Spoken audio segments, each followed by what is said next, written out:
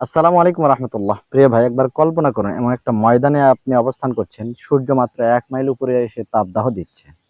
এমন কঠিন পরিস্থিতি একজনই শুধু আপনাকে রক্ষা করতে পারেন। কিন্তু পরিস্থিতি এত ভয়াবহ, জটিল ও কঠিন হয়েছে যে ওই যিনি আপনার সাথে কথা বলবেন, কথা বলতে পারেন, সাহায্য করতে পারেন, সহযোগিতা করতে পারেন, তিনি আপনার দিকে তাকাচ্ছেন না, আপনার সাথে কথা বলছেন না, আর আপনাকে পবিত্রও করছেন না। উপর্যুপরি তিনি আপনাকে ধরে শাস্তি দিচ্ছেন। তাহলে পরিস্থিতি কত ভয়াবহ, জটিল ও কঠিন হবে। এটা হচ্ছে হাসরের মাঠ। আর যিনি সাহায্য করতে পারেন তিনি মহান আল্লাহ তাআলা।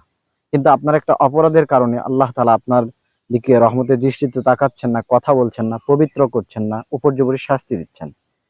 সেই আহ গুনাহের ব্যাপারে রাসূলুল্লাহ সাল্লাল্লাহু আলাইহি সাল্লাম বলেছেন, আল মুনাফিকু সিলআতাহু বিল হালফিল কাযিবি।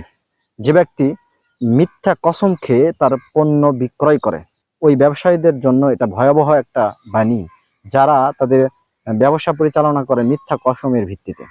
একজন ব্যক্তি বলে, এটা আল্লাহর কসম, এত দাম দিয়ে ক্রয় করেছি, তুমি এত হলে আমার কাছ থেকে নিয়ে যাও। রাসূলুল্লাহ সাল্লাল্লাহু আলাইহি সাল্লাম বেশি কসম খেয়ে ব্যবসা করতে নিষেধ করেছেন। তিনি বলেছেন, এতে কাটতি হবে, অনেক বেচা কিনা হবে তোমার, কিন্তু আল্লাহ বারাকা উঠিয়ে নেবেন।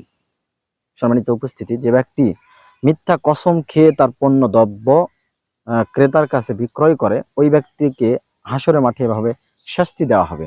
আল্লাহ তার দিকে তাকাবেন না, তাকে পবিত্র করবেন না, তার সাথে কথা বলবেন না, উপর্যুপরি শাস্তি দিবেন। আসুন, যারা ব্যবসায়ী ভাইয়েরা রয়েছি, আমরা সতর্ক হই। আল্লাহ তৌফিক দান করুন। আসসালামু আলাইকুম ওয়া রাহমাতুল্লাহি ওয়া বারাকাতুহু।